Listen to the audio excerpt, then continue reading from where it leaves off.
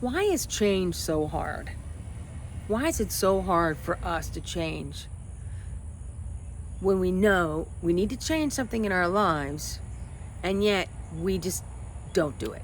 Why is change so hard?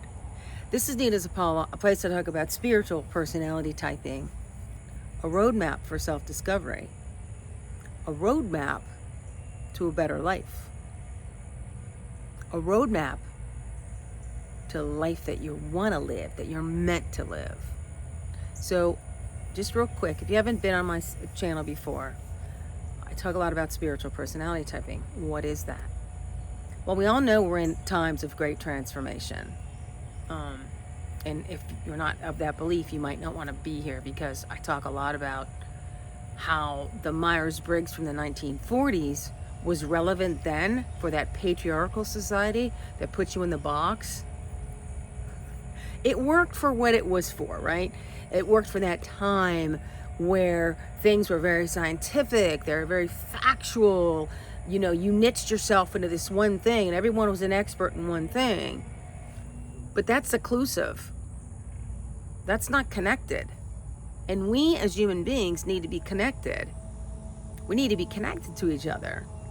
So that connectivity, that's the era we're slowly forging into.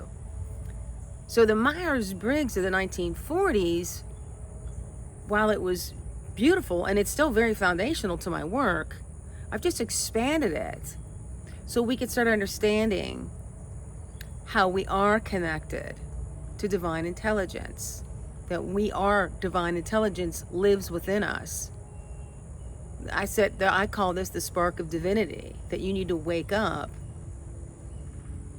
and build a bridge from that aspect of you to the logical aspect of you. Because if you don't have the bridge, if you're not operating in life from these two aspects of yourself, human, logical, right? It's more rooted in external, and then being, your beingness is that eternal, godlike self that you are. So human beings, it's already kind of self-explanatory, right? But that's not what I wanted to get into today. So that's kind of what I talk about. So you can go on my blog. There's a million blog posts about it. If you're so inclined, you can book a session and I'll walk you through what your spiritual personality type is, how to get real clarity in your life. You know, if you're looking for the meaningful purpose and passion in your life, we can get into that too. So there's a bunch of ways we can do this. But for right now, I wanted to talk about change and why change can be so difficult, and why we don't change when we know we have to change. Why is all this? Now, for the last couple of posts I've been talking about, I was on a podcast with Wendy Battles, and we were talking about reinvention, and I will link that podcast link in the description box below. But I think that's all great when you say, oh God, I want to reinvent myself, but we don't talk about, the sun's really coming up, huh? We don't talk about making it worse, aren't I? There you go, better. We don't talk about, the changes we need to do that. And I talk about my 7-year life tsunami. I talk about that a lot. If you've been on this channel, I mention that quite often. That was challenging change from every perspective. So I know I include myself here. We throw around these words like you have to break through to get to your, break down to get to your breakthrough. You want to reinvent yourself, blah. Those are all great. Those are all great things to aspire for, but how do you get there? And how do you start walking through change, which can be very difficult, right? So let's talk about change. So let's try to define that. And these are just my perspectives. These are through the lens of Nina Zapala. These are through the lens of Nina Zapala, my real life experience, going through a lot of the changes that I've gone through in my life. Divorce, health issues, raising a kid from, there's a lot of changes that we're constantly dealing with in our lives. So these are just from my perspective, my lens, but I'm here just to share and open you up, awaken something within you that leads you to your change or leads you to a new perspective. So I'm not telling you to follow everything I do to the detail, because that would be so arrogant of me to think that. But I do want to share my perspectives to open you up to new perspectives. So let's get into, again, to change. So where does change come from? What is change? Let's maybe define that first. Let's go. Where does it come from? So in your life, you know if you have to change, right? Raise your hand. You know you got to change. Things keep on showing up the same way, with the same abysmal results. You're not satisfied. It keeps on taking you a path you don't want to go down. And these are reoccurring things that the soul, your higher self, that's connected, right, to your soul, your divinity within, that knows which path to take. And when you start taking paths that you shouldn't be taking, it starts showing you. It starts giving you clues. You got to pay attention. And some people pay attention and go, "That's too much to change. I'd rather just live with what I know." And that's fine too. But remember, that's the life you're going to live. And if it's not satisfying and meaningful and purposeful, you will dive deep into the external world, which to me doesn't fulfill you like that, like going within and living from that aspect of yourself. But that's just me. Again, my perspective. So then you have these little inklings, like I told you. So, okay, so you already kind of know. You're getting nudges that you need to change, right? Like I said, you're going down the wrong path. You keep on making the same mistakes, or you keep on dating the same person thinking it's going to change, and the person's still like a jerk, and you're like, "God, why do I pick all these jerks?" You know, you're picking the jerks because your soul's trying to tell you, wake up. I need you to change. I need you to believe in yourself, or there's something within you that you need to change about yourself. Okay? So then what is change? And this is why people don't change, because it's hard. Change is really, really hard. So an effort to change, you're going to lose yourself. You're going to lose part of yourself. And not in a bad way. You're going to lose and leave behind the stuff in your life that no longer works. You're shedding what you don't need on the road to your becoming. And so you'll gain things that you do need on this road. You'll fuel up instead of running on empty. Right? So when you start thinking of that, yes, it's still scary, because there is loss associated with this. There is a loss of a lot of things. And I talk adamantly about spiritual personality typing because I think it's the bedrock of living a meaningful life, of living a life that you love. Because it shows you. If you look at your personality type, it'll show you. It'll show you the things that's causing you to stay back, to stay in those crappy relationships, or stay in a job that where your boss is just a jerk to you. And you can outperform your boss 10-1.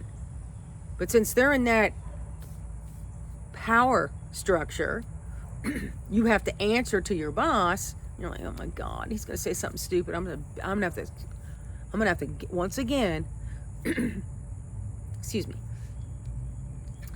I'm gonna have to once again save his bacon." Right? So if you keep on being in those continuous situations, then hold on, I need water. And then okay. And if you look at your personality type, your personality types, and then within those traits, it's going to tell you what needs to change. It's just going to show you your personality traits from a weakness to a strength. So you'll see in your weaknesses, oh, this is why I'm doing that. This is out of balance. I'm ignoring this trait because this trait is running the show. I can't let this trait solely run the show. Even if it's your dominant trait, and I'm just talking personality jargon here, your dominant trait is what I like to call your North Star, because it is the trait you use the most. And in personality typing, it's called a functional stack, right? So you have 4 traits. And all the functional stack is the order in which you use your traits, okay? So your dominant trait which I call your North Star, could be trying to say, well, I already know this. But your dominant trait has to rely on that secondary trait, which I call the harmonious trait, because it brings harmony. It brings a better awareness. It brings a more expansive viewpoint into that first trait, right? So there are answers.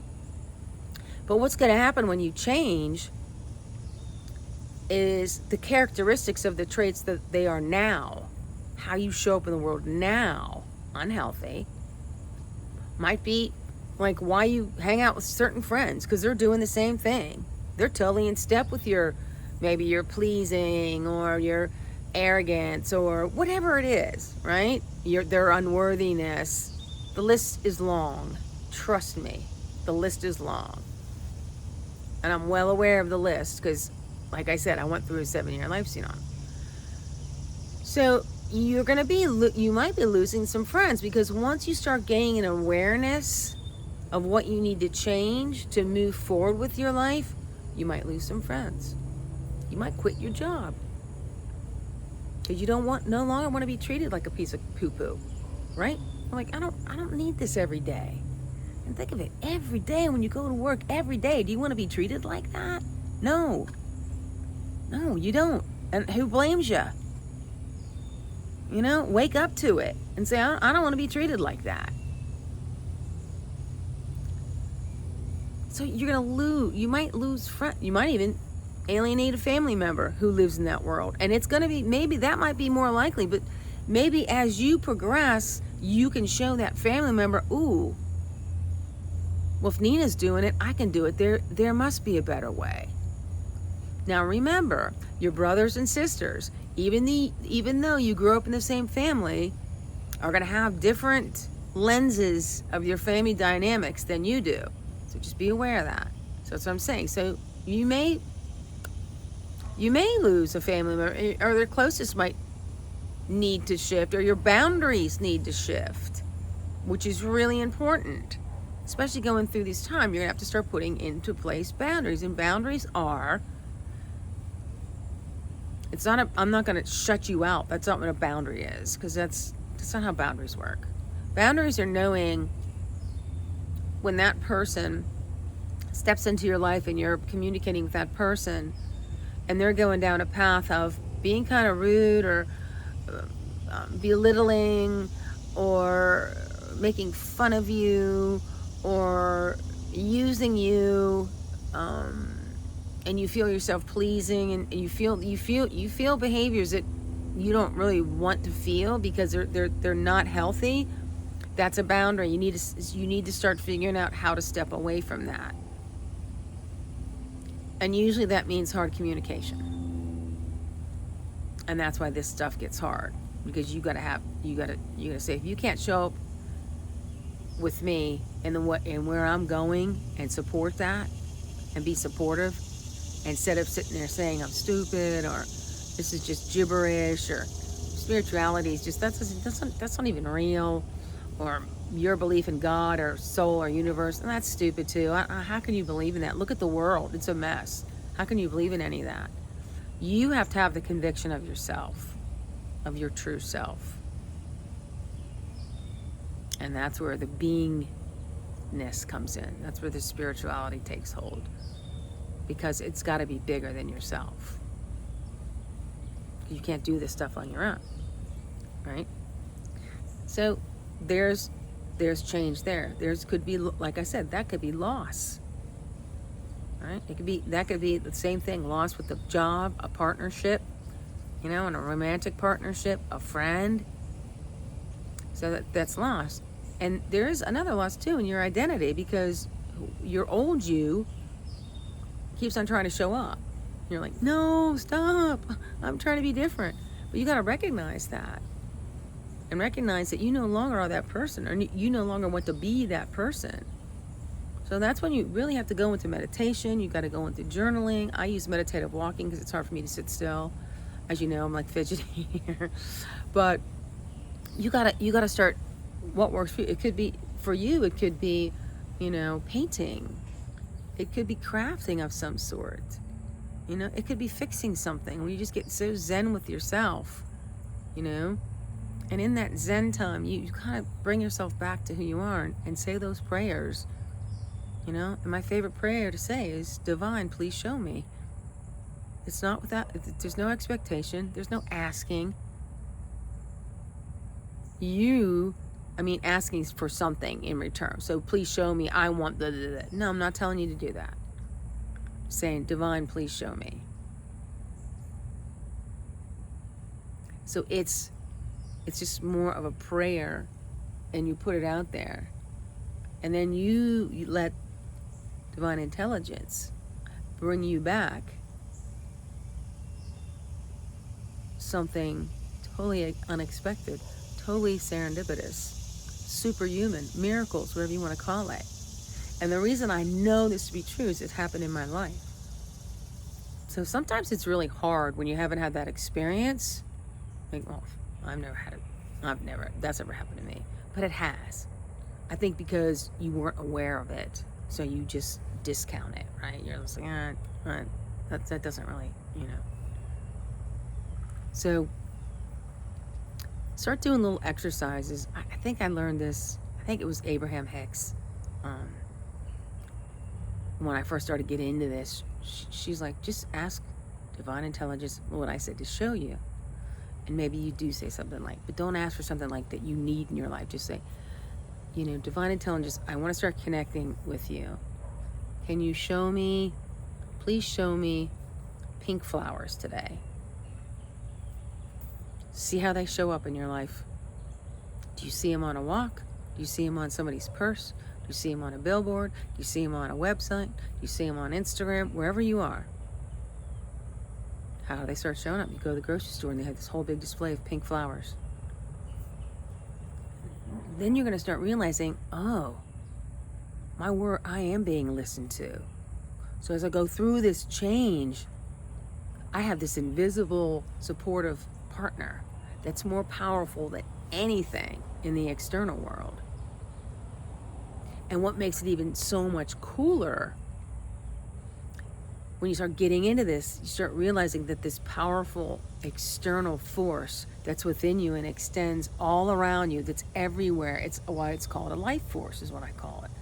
Because it breathes life into everything around you, from the trees to the flowers, to your animals, in the waters, in the mountains. It's everywhere.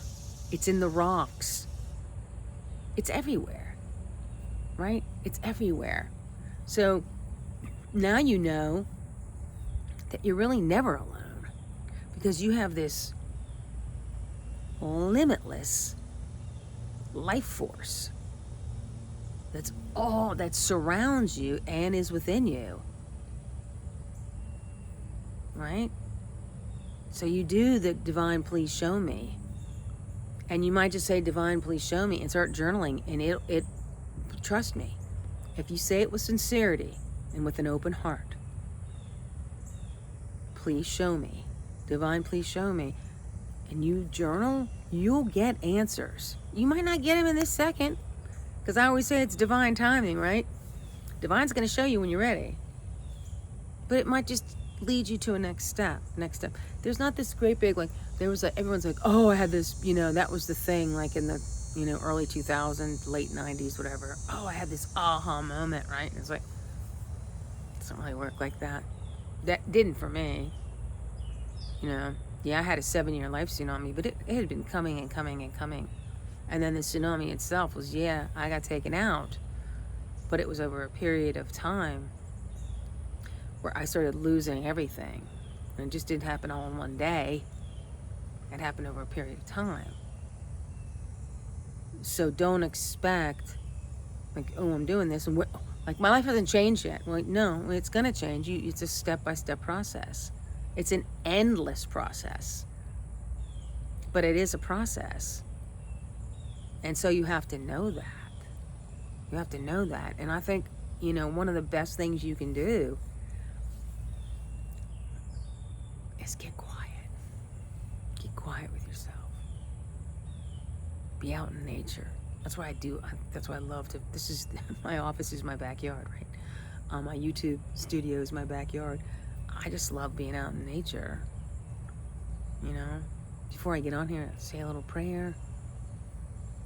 You know, because I want to speak through my divine intelligence, because it's always so much smarter than my logical, you know, intelligence. So let me correct myself. I want to speak through my divine wisdom, because it's always more intelligent than my logical intelligence, right?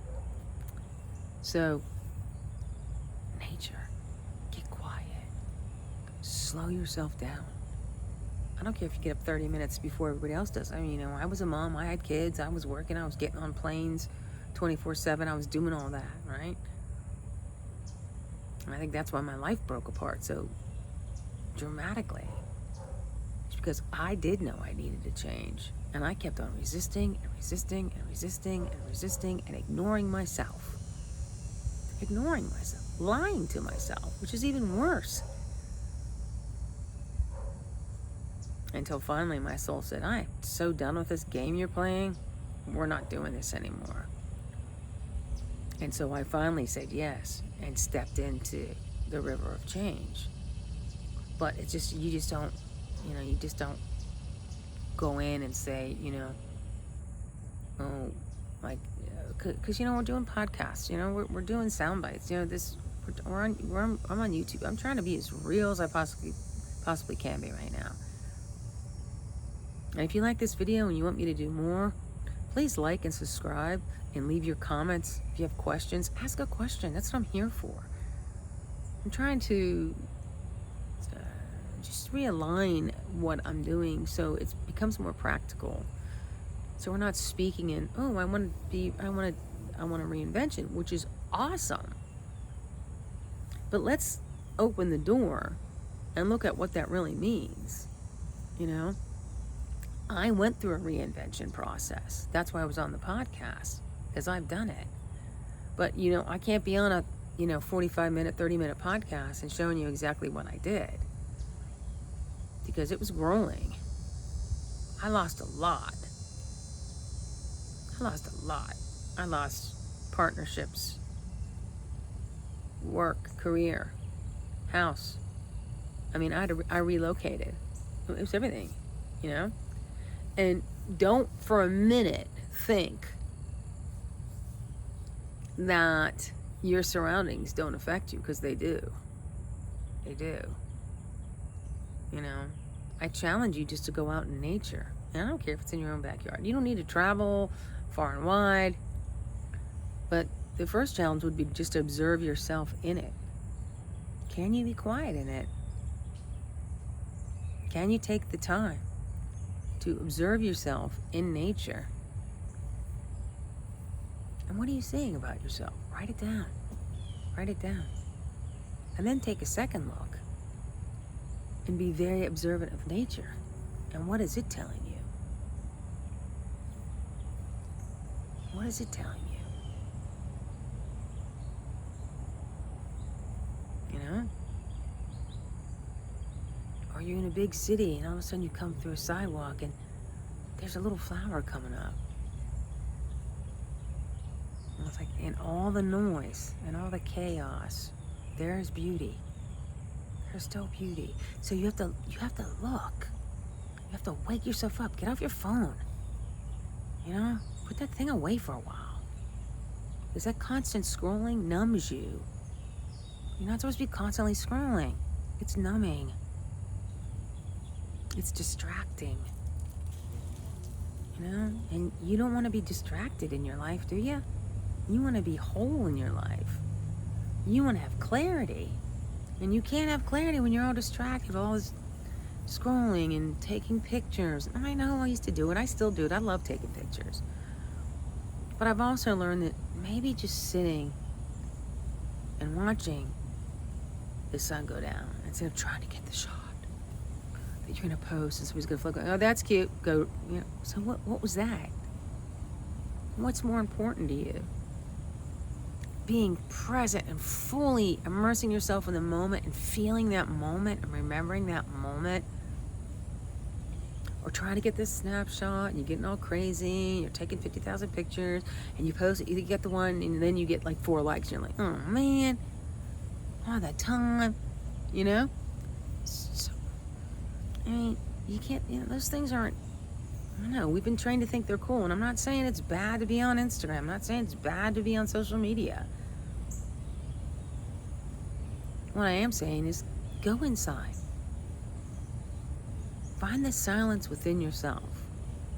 Get quiet with yourself and see what it's trying to tell you. This is part of the process of change. Again, and there's another loss too. I'll get to this one last loss, and there's a lot of stuff you can talk about with change. When you start changing, then you're going to see your habits are going to start changing. Maybe you get so much out of the silence that you look for that now. You've tried to find time to get into the silence, right? I know this sun's just driving me crazy.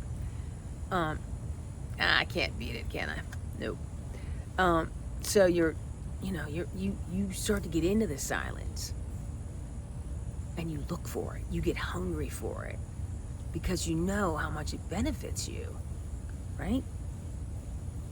So your habits are going to start changing. Maybe the way you start eating changes. Maybe you start picking up an exercise program because you like the way you feel when you're exercising. You just feel that divine inside of you whispering to you as you run, or as you walk, or as you bike, as you hike. I don't care what it is. As you rollerblade, paddle, I don't care what it is. It's you connecting with you, connecting to Mother Nature. And that, my friends, is a good connection.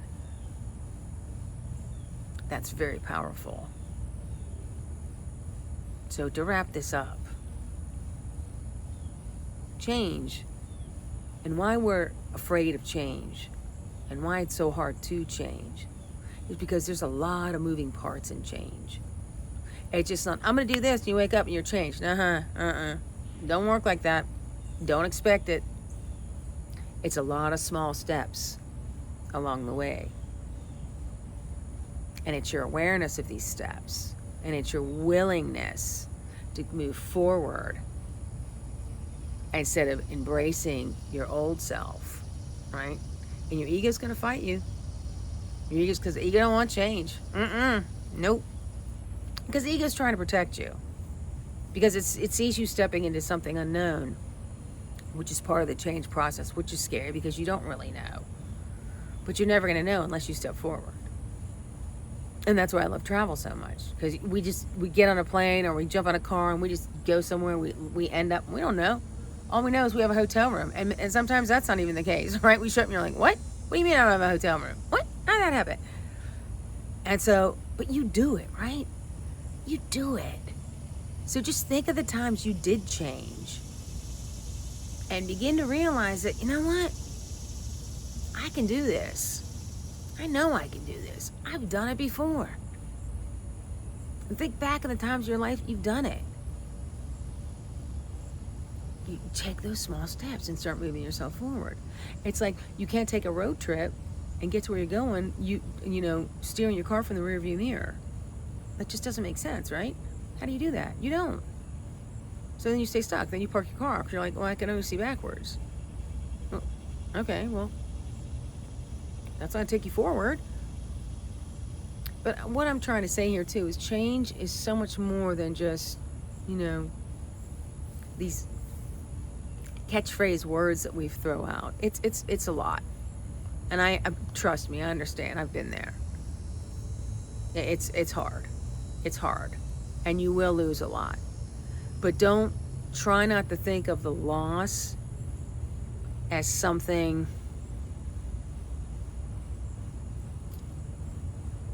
yes, it's going to be sad. Yes, it's going to be hard. But also know the loss is going to take you on your next life adventure. And it's going to bring you a more meaningful path than what you're on now. So if you can look at it from that aspect, I think it makes the loss and the challenging aspects of change a little bit more easy to wrap your head around. Hopefully that makes sense to you. Again, if you have a question, just please just put it in the comments. I'm happy to answer any questions. I hope this made sense to you. I kind of want to get more real about what I'm talking about and talk about things like this, because it is challenging and it is hard, you know. And sometimes since I've been through it, you know, and I'm walking on a different path now, I forget. Because where I started was not easy, man. It was not easy. And I'm going to tell you, I didn't do a good job of change the first couple of years when the change it happened to me, you know. And I want you to be able to choose more than I did. I was kind of thrown into a situation where, and really everything kind of broke down. And that's the truth, you know. Job change. House change. I didn't lose the house, but I had to move, right? I had to start a business, I went back to something, and that's why it's been kind of a curvy road, because it's going back to what I was really isn't where I need to be, but I had to do other things first. So that's a good thing to know too. It's like you kind of have to prioritize, because you can't change everything all at once. But just trust me, it'll start rolling out the way it's supposed to, if you give it the time, if you commit to a practice of moving forward, of embracing a more meaningful life, and that's the path you want to take. It doesn't happen all at once, right? And different things are going to show up at different times. And when you're ready, the next thing will come. And when you're ready, the next thing will come. And just look out for those supernatural, serendipitous things that show up in your life. You know, I'll give you an example. So I was leaving Florida. I just had to get out of Florida for a lot of reasons. I love Florida, don't get me wrong. I was like, I need a change. I'm starting to get too busy. I wasn't in a place where I need more busy, because I'm busy to begin with. I needed to calm my ass down. And without really knowing, this is my ENTP. I'm just going to do this. It looks fun. So I had a friend here in Mobile, and she's like, come on, you'll love it. You'll love it here. You'll love it. I came, and I did like it. I was like, this is pretty cool. I can hang out here for a while. And so within a weekend, I had to find a place to live, right? I was just like, oh, man. So we were looking, nothing. And I saw a couple places, but they were like, and I'm kind of picky, and I had 2 dogs, so I needed a yard. There were certain things I needed, right? And so at the last minute, we're looking, and this is what I'm saying about these serendipitous moments. So it was hot out. We're walking down the street. These guys were fixing this house. They were drinking some beers and stuff. My friend's like, you got an extra beer? We're hot, because we'd been walking, looking. I'm like, don't do that. You know, I'm like, but she's cool. Like, she was just, yeah. And they're like, yeah, you got an extra beer. So we just started talking and explaining, you know, that I was looking for a place to live. And they're brothers. And the one brother said to the other brother, he goes, well, why don't you share the place on Houston Street that we're going to get ready to rent? I'm like, so cool. And the rent was like dirt cheap. And it was a house. It was a whole house, right? It was perfect. I was like, oh. So we walked down there, and they go, we're going to redo it. So I went through the house and said, well, can you fix this? And can you do this? And can we fix the porch? And are you going to paint? And they're like, yep. I'm like, okay, cool. So within a month, I was there. See how that worked? Like, it was so cool. And that's a serendipitous moment. But I was open for it. I was willing to do the change. I knew I had to get out of Florida. And a friend had just moved into Mobile. She's like, you need to come, man. It's awesome. You're going to love it. You know? I'm like, okay, this is cool. So she played a part. The brothers played a part. Divine intelligence knew where I needed to be. I played a part with being willing and open-minded to say, okay, let's just be open to what's new. But see, ENTPs it's a lot easier for ENTPs to do that. Not all personality types are going to be like that. But again, just change your perspective. You know, I'm just sharing what I did. That's all. But I wanted to give you that moment so you can understand what a serendipitous moment looks like. So, but if you look back in your life, you'll say, oh, I've had those. I just didn't realize what they were, or I didn't pay attention enough, right? So anyway, I'm gonna end on that, and I hope this helped you in some way. Again, if you like this video, like it, subscribe, share it, and also know that I do consultation sessions. You know, I do a lot of mentoring work, teaching. I do deep education. And I talk to you about things like this, not just like, oh, we're going to take you from here and you're going to do this. And then you start getting into it and you're like, well, crap, nobody told me about this, or, you know, nobody told me about this. I want to take you deep. So when you reach those deep caverns of your life, you're like, oh, okay, this is what Nina was talking about. This is what I need to do. Or I need to look at this differently from your own perspective, obviously. But that's the bottom she was telling me about. That's what I need to look at. So you can handle it all. So you can make your way from the what is this? That's Seth Godin, from the dip all the way back up, right? You have to know. You have to know the whole way. It's just not like you're gonna go from here to go from here. You can't do that. You know? It's just not how it works. It's way too much momentum on that side. There's not enough momentum on that side.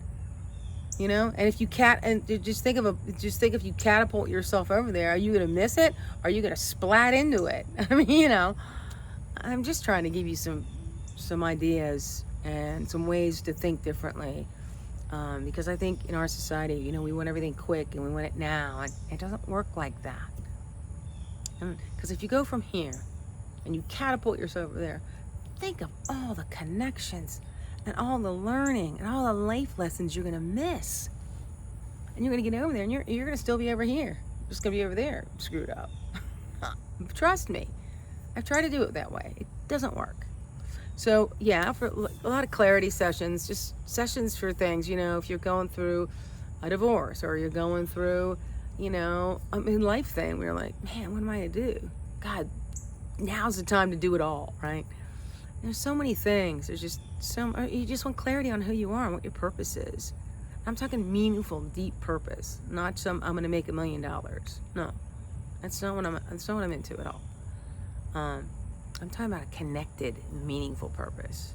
You connecting yourself and your gifts, and then giving those gifts freely to others around you. And I'm not saying you do it not make money. I'm just saying, but really giving your gifts from your heart and soul. No pretenses. No, I have to be this to do this. No, just be you. Just be your true self. All right, I'm done. Y'all have a great rest of the week, and I'll see you soon. All for now.